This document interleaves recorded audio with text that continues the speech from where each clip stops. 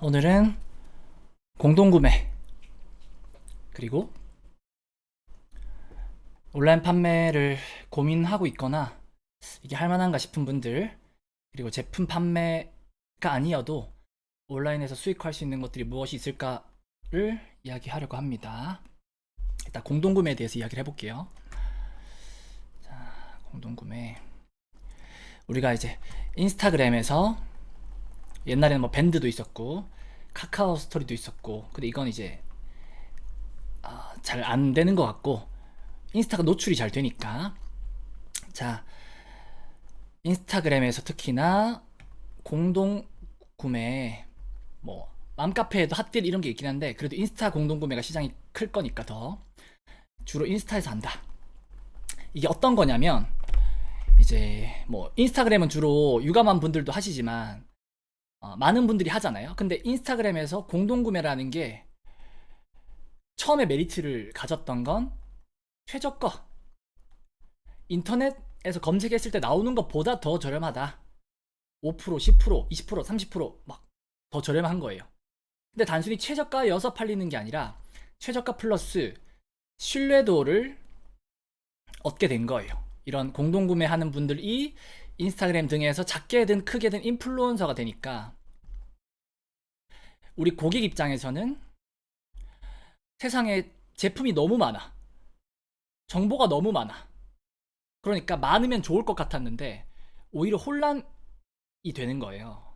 믿을 수가 없네, 사기꾼도 많은 것 같고 제품에 대해서 믿을 수가 없어. 그리고 세상에 너무 많은 제품이 있으니까 제품 가짓수가 한 가지 두 가지일 때는 그냥 사면 돼요, 가격 보고. 근데 이제 100가지가 되니까 사람이 미쳐가는 거예요. 왜냐, 이걸 선택하면 나머지 99가지가 마음에 쓰여요. 기회비용처럼 느껴져. 내가 이걸 잘 산 거 맞나? 더 좋은 게 있지 않았을까? 이런 고민. 그러니까 가짓수가 늘어나서 오히려 선택지가 늘어나니 좋은 거 아니냐? 아니야. 실제로는 고객이 고민이 많아지고 더 불안해지고 결제를 못하게 되는 거예요. 그러니까 지금은 좀 퇴색됐지만 인스타나 유튜브 같은 데서 사람들이 자주 보이는, 그런 자주 보이는 사람을 신뢰하게 되는 거죠. 호감을 가지게 되는 거고. 그러니까 그 사람이 내가 육아용품 이거 써봤는데 그중에 이거 괜찮더라 라고 말해주니까, 그 말이 진짜든 아니든 이 사람을 신뢰하는 것으로 빠르게 선택을 할 수 있으니까 사람들 심리상 머릿속이 편해지는 거예요. 우리도 그런 걸 원하잖아요. 우리가 주체적인 삶을 살기를 원하지만 한편으론 이걸 좀 정해줬으면 좋겠어. 내 진로 정해줬으면 좋겠고, 내가 뭘 하면 돈 버는지 정해줬으면 좋겠고, 알려줬으면 좋겠고, 이게 같이 있는 거예요. 내 맘대로 하고 싶으면서도 또 한편으로 알려줬으면 좋겠어. 근데 또 한편으로는 간섭 안 했으면 좋겠어. 이런 게 있는 거예요. 그러니까 인플루언서 분들이 신뢰도, 호감도, 혹은 뭐 정보력, 그분들한테 정보가 몰릴 거라고 가정하고 바탕으로 픽해주는 걸 믿고 산다. 그러니까 마음속이 편해, 머릿속이 편해. 그냥 믿고 사면 되니까. 그냥 속 편하니까. 속 편하다. 근데 인터넷보다 최저가야. 혹은 인터넷에서 보기 힘든 제품이야. 유니크해, 저렴해, 인기 있는 건데 싸게 살 수 있어. 이런 메리트가 있는 거예요. 그러니까 이게 맞아 떨어지니까 고객도 몰리고 판매자도 몰리고 그 가운데 인플루언서도 몰리는 거예요. 왜냐하면 노출 많이 되고 트래픽이 많이 몰리면 그게 다 돈이거든요. 돈이 몰리거든요. 네이버도 카카오도 마찬가지. 다 무료 서비스지만 나중에 사람이 많이 모이니까 거기에서 광고도 되고 뭐 결제도 되고 여러 가지 돈 될 만한 일들이 추가로 생기는 거죠. 네이버, 카카오 자회사들이 많은 것처럼. 자, 그래서 고객이 모인다. 그러니까 판매자도 모이고 중간에 인플루언서가 생기는데, 인플루언서는 이렇게 돌아가요. 인플루언서랑 이런 판매자는 뭐 유통하는 사람도 있겠고 제조사도 있겠고, 그러면 이 판매자가 인플루언서한테 연락을 해요. 인플루언서한테 우리 예를 들어서 10,000원짜리를 팔아요. 네이버에서 쿠팡에서 이렇게 10,000원에 팔고 있어요. 근데 인터넷보단 저렴해야 메리트가 있으니까 이거 8,000원, 그러니까 20% 할인해서 8,000원에 너희 공동구매 가격으로 공급가로 제공해 줄게 라면, 인플루언서가 이게 다 돈이 되는지를 보거든요. 그러니까 인플루언서는 신뢰를 바탕으로 먹고 사는 거니까 그냥 아무거나 좋아요 좋아요 하지 않아. 고객들이 가격적인 메리트를 느끼거나 이 제품을 좋아하거나 이 제품을 필요로 하면, 인지도가 있으면, 이 제품이 만약에 삼성이야. 근데 이 사람이 독점으로 가져왔어. 그럼 이 인플루언서한테도 좀 뭔가 면이 서는 그 가치가 자기의 가치도 높아지는 거니까 인플루언서도 아무거나 안 해. 이상한 거 안 해. 그래서 판매자가 공급을 할 때 10,000원인 건데 너희한테 8,000원 공급가로 줄게. 뭐 이건 판매가니까. 그 인플루언서는 얼마나 남느냐? 정말 적게는 10%, 이 할인 가격의 10%나 많게는 30%까지. 근데 어떤 사람은 35%, 50%까지 받는 사람도 봤는데 그건 좀 드문다고 보고 30%, 35%. 그러면 예시로 자 10,000원짜리 8,000원에 공급가 받았어요. 여기에서 30% 수수료를 받아요. 그러면 이걸 보통 막 길게 안 하거든요. 하루에서 3일 정도 해요. 근데 인플루언서 시장이 좀 크다 보니까 제가 아는 어떤 분이 한 3, 4년 전에 베리맘이라는 아기 화장품을 팔았어요. 공동구매로. 근데 이걸 매달 한 번씩 하는데 정말 적게 매출 났을 때는 이 1일에서 3일 동안 2천만 원부터 마지막이다, 이거 마지막 공급입니다 했을 때는 5천만 원까지 매출이 났어요. 근데 이 1, 3일이라고 치면 거의 첫날에 매출이 대부분 나. 그럼 이게 가성비가 얼마나 대박인 거냐면, 인플루언서는 뭐 당연히 피드 올리고 뭐 스토리 올리고 이것저것 했겠지만 그래도 하루 동안, 거의 이틀 동안 2천만 원 팔았다 쳐요. 그럼 수수료가 30%, 그럼 600만 원 번 거예요. 아무런 제품도 없고 뭐 현금 흐름 돈 들어갈 것도 없고 그저 그냥 이 인스타그램에 홍보했다는 이유만으로. 근데 하루 이틀이잖아요. 이게 엄청 큰 거예요. 하루 이틀만 이렇게 했다는 거. 그리고 판매자도 광고비가 안 들어요. 어떤 수고가 안 들어. 왜냐? 제품만 딱 보내주면 이 인플루언서가 알아서 사진 찍고 스토리 올려주고 피드 올려주고 알아서 다 해. 그 다음에 지급되는 비용이 없잖아요. 인건비도 광고비도. 팔리고 나면 그 할인 판매가의 30%를 팔린 만큼만 주니까 리스크가 0인 거죠. 수고도 안 들어, 돈도 안 들어, 아무런 리스크도 없어, 서로에게. 그러니까 이게 좋은 거예요. 판매자는 한 번에 막 몇천만 원 팔 수 있죠. 이걸 홍보로도 쓸 수 있고 실제로 수익도 얻을 수 있겠고, 그다음 매달 안정적으로 몇천만 원씩 팔린다는 게 말도 안 돼. 인건비도 없이 광고비도 없이.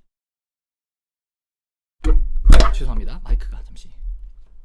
그러니까 이 인플루언서를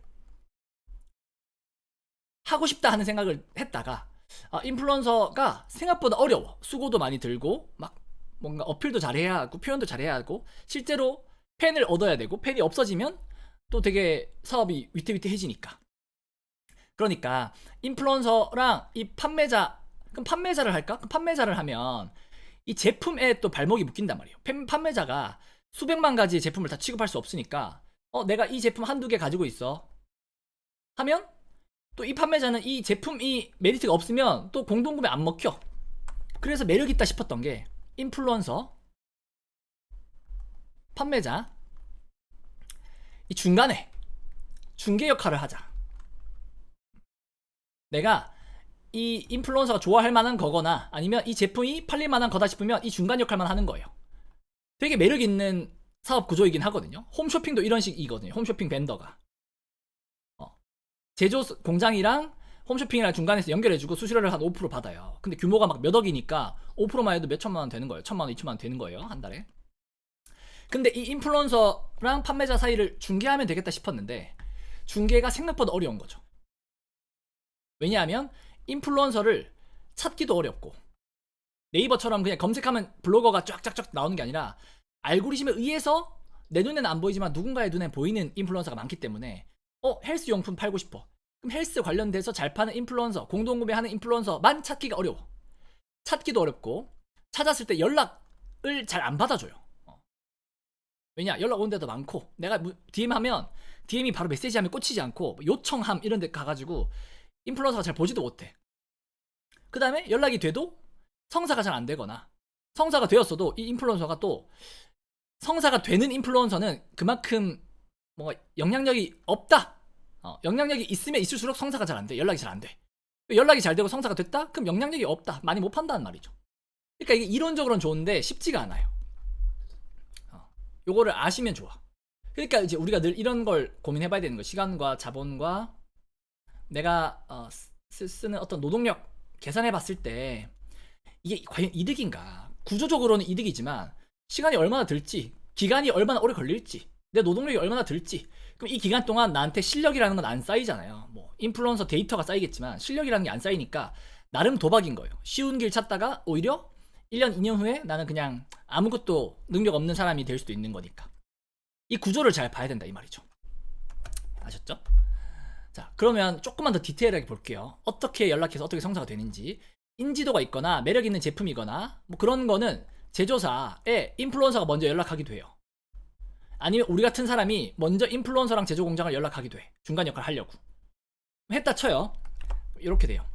인플루언서한테 수수료만 알려줘. 이거 우리 온라인에 이만큼 뭐 10,000원에 파는데 이 제품은 잘 팔리고 있으니까 공동구매를 하면 가치가 떨어질 것 같으니까. 왜냐하면 네이버에서 10,000원에 파는데 공동구매 8,000원에 판다. 이걸 사람들이 많이 알게 되면 점점점 10,000원에 안 살 거잖아요. 그러니까 이 제품 말고 우리 신제품이 있는데 이거는 공동구매 전용으로 팔게. 그러면 처음부터 10,000원에 팔 걸 아예 15,000원에 올려놓을게. 인터넷에. 그러면 인터넷의 판매가 대비 얼마 할인한다 이렇게 하면 고객들이 더 메리트 느낄 테니까 이렇게 세팅을 해요. 그 다음에 공동구매하면 이 할인가 기준으로 말해. 온라인 최저가가 아니라 온라인 최저가 대비 몇 프로 할인, 이 할인가의 수수료 몇 프로를 인플루언서한테 줘요. 그 인플루언서한테 우리 수수료 몇 프로 줄게. 그리고 너 독점이야. 이걸 좋아해. 여러 인플루언서한테 줄지, 날짜는 좀 다르게 줄지, 아니면 너한테 독점으로 줄지, 이걸 인플루언서가 되게 중요하게 생각해. 네이버 판매가 대비 최저가가 몇 프로 할인이냐, 그 다음에 독점이냐, 그 다음에 이 제품 인지도 얼마나 있냐, 고객들이 얼마나 좋아할 만할까, 예쁘다, 뭐 유니크하다, 품질 좋다, 뭐 이런 등등을 보겠죠. 그래서 오케이 되면 인플루언서한테 제품만 주면 돼요. 제품만 몇 개 보내주면 알아서 인플루언서가 홍보를 해줘요. 날짜도 맞추고. 그 다음에 우리는 이런 것만 사주면 돼요. 그러면 뭐 처음에 10명한테는 뭐 사은품 줄게, 10만원 이상 사면 이거 줄게, 이런 식으로 상품 구성만 정해주면 돼요. 제품이 한 가지여도 이걸 뭐 1+1은 얼마, 뭐 2+1은 얼마, 뭐 사면 몇 프로 할인, 몇 개 사면 몇 프로 할인, 뭐 사면 뭐 주고, 뭐 이런 식으로 정해줄 수가 있어요. 그러니까 여러 상품 구성을 만들 수 있다는 거죠. 하나만으로도. 그래서 상품 구성 만들어주고, 공급가 알려주고, 할인 알려주고, 수수료 알려주고, 끝. 그럼 알아서 해줘. 그러면 요게 남아요. 결제를 인플루언서가 하고 우리한테 자기 수수료 떼고 얼마 주는 경우가 있고, 아니면 결제를 제조 공장의 계정으로, 예를 들면 스마트 스토어 링크를 하나 따로 파서 공동구매 전용으로 결제를 시키는 거예요. 그 다음에 이 인플루언서한테 돌려주기도 해. 그러니까 이 돈을 받는 주체가 인플루언서이기도 하고 제조 공장 혹은 판매자이기도 해요. 그 다음에 이 결제 창도 블로그페이 같이 따로 결제를 위한 블로그페이 같이 결제를 위한 그런 걸 쓰기도 하고, 아니면 그래도 공신력 있게 스마트 스토어 쓰기도 해. 스마트 스토어는 그래도 수수료가 한 3에서 5% 하니까 수수료가 좀 아깝다 싶을 수 있지만 그래도 스마트 스토어의 상품 리뷰도 쌓이고 여러모로 좋아요. 요거 공동구매 전용으로 팔다가 나중에 오픈해서 리뷰 많은 걸로 써먹어도 돼. 요 정도. 그 다음 끝. 그러면 이런 인플루언서랑 공동구매라는 게 우리 생각보다 규모가 엄청 크거든요. 그럼 아예 작정하고 누군가는 난 공동구매 전문이야 라고 이걸 특화해서 개인으로 시작을 해서 나중에 회사처럼 가도 돼요. 그게 MCN처럼 공동구매한 사람들 많이 알고 있는 거죠. 이것과 제조 공장을 중간에서 중개를 잘 해주는 거예요. 매력 있는 제품 갖다 주고 이 공동구매 잘 소개해주고, 그러면 이 중간 역할을 하는 사람은 엄청 큰 힘을 가지게 돼요. 광고비도 안 든다고 했죠. 인건비도 거의 안 든다고 했죠. 근데 빠르게 어떤 제품을 파파팍 팔아볼 수 있어. 이 제품이 매력이 있든 없든 온라인에서 팔기가 쉽지 않은데 이 인플루언서가 하는 역할이, 공동구매를 한다는 게 말이 공동구매지, 보통 제품 팔려면 이 제품 제조해야 되죠. 그 다음에 어떤 제품 노출해야 되죠. 그럼 사람들에게 이제 인지가 되죠. 인지만 해서는 안 팔리잖아요. 인지했다고 다 사지 않잖아요. 근데 어느 정도 뭐 이해했다 쳐요. 그 다음에 이제 좀 인정할랑 말랑 할 때쯤에 납득이 돼요. 계속 이 과정에서 노출이 되고 있어야 돼. 납득이 됐는데도 납득이 됐다고 다 사지 않잖아요. 납득이 됐는데 내가 또 필요해야 돼. 갑자기 어느 순간 필요했을 때 떠올라야 돼. 내 눈에 보여야 돼. 또 노출이 돼야 돼. 그 필요하다고 다 사지 않잖아요. 필요했을 때 어느 정도 또 내 필요에, 내 결제에, 내 구매에 충분한 매력, 가치를 또 줘야 돼. 상세 페이지 등등으로 줘야 돼. 아니면 2+1이 할인한다 이런 식으로. 그 다음에 그 사람이 결제하려고 봤을 때 결제 창에까지 좀 편해야 돼. 결제도 간편 결제 붙어 있어야 되고 이런 과정이 다 있어야 살까 말까야. 그 와중에 다른 경쟁사랑 또 경쟁하고. 근데 그 와중에 샀다가 에이 늦게 오네 해서 반품할 수도 있어요. 샀는데 또 마음에 안 들 수도 있어요. 그러니까 이 모든 과정이 다 돈이란 말이에요. 시간이란 말이에요. 노동력이란 말이에요. 실력도 필요하고 상세 페이지 만드는 실력, 광고할 수 있는, 노출할 수 있는 광고비, 광고 실력. 그럼 이게 된다면, 그래서 아무튼 돈 쓰고 시간 써서 팔린다 된다면 괜찮죠. 그나마 괜찮죠. 근데 이렇게 시간 쓰고 돈 쓰고 노동력 쓰고 다 써도 안 될 수도 있다는 게 리스크잖아요. 근데 이 공동구매는 이 모든 리스크를 한 방에 없애줘 버려요. 그냥 인지도가 있든 없든 이 인플루언서의 신뢰도 가지고 거의 바로 거의 뭐 노출과 동시에 거의 판매해버리니까. 아주 짧은 기간 안에. 심지어 리스크, 뭐 광고비 이런 것도 없어. 그러니까 이렇게 가지고 있으면 내가 제조사랑 이 인플루언서 사이에서 어마어마하게 정보 얻고 어마어마한 힘을 얻게 되는 거예요. 내가 갑인 거예요. 제조사에도 갑이고 인플루언서한테도 갑인 거예요. 사실은 팔리는 제품 갖다 줘서 이 인플루언서 돈 벌었으니까 이 제품 너한테만 독점으로 줄 거니까. 그럼 이 사람은 나중에 홈쇼핑 벤더도 해도 돼. 그럼 이런 거는 중개 역할만 하는 거는 진짜 리스크 없이 괜찮은 거예요. 그 대신 초반에 좀 길을 닦는 데 시간이 걸리겠죠. 이게 무슨 말인지 조금 이해가 되시는지 모르겠지만 아무튼 이건 저는 시간이 많이 들고 이거보다 더 나은 거, 내가 더 앞으로 실력이 될 만한 거, 기술이 될 만한 걸 하려고 저는 이제 하고 있진 않지만 이런 쪽으로 누가 한다고 하면 이 사람이 근성 있고 계속 해볼 만한 사람이면 난 그 사람한테 어떻게 하면 되는지 알려줄 것 같아. 한 명 키울 것 같아. 키운다기보단 뭐 그냥 알려주기, 그러면 돈 받고 알려주더라도 그 이상 볼 수 있게끔 막 도와줄 것 같아요. 그 정도로 괜찮은 거야. 도와주려면 확신이 있어야 도와줄 수 있으니까. 무슨 말이 조금 이해가 되셨나요? 예은 대표님이랑 승진 대표님, 정여 대표님도 오셨네요. 오케이. 자, 요까지가 공동구매에 대한 이야기입니다. 혹시 뭐 질문 있으신가요? 질문 있으면 받고 녹화를 끄고 그 다음 이야기 한 10분 정도 하면 될 것 같네요. 질문, 공동구매 관련해서 질문. 자, 그러면 공동구매 질문 없죠? 없으면 요까지 녹화할게요. 일단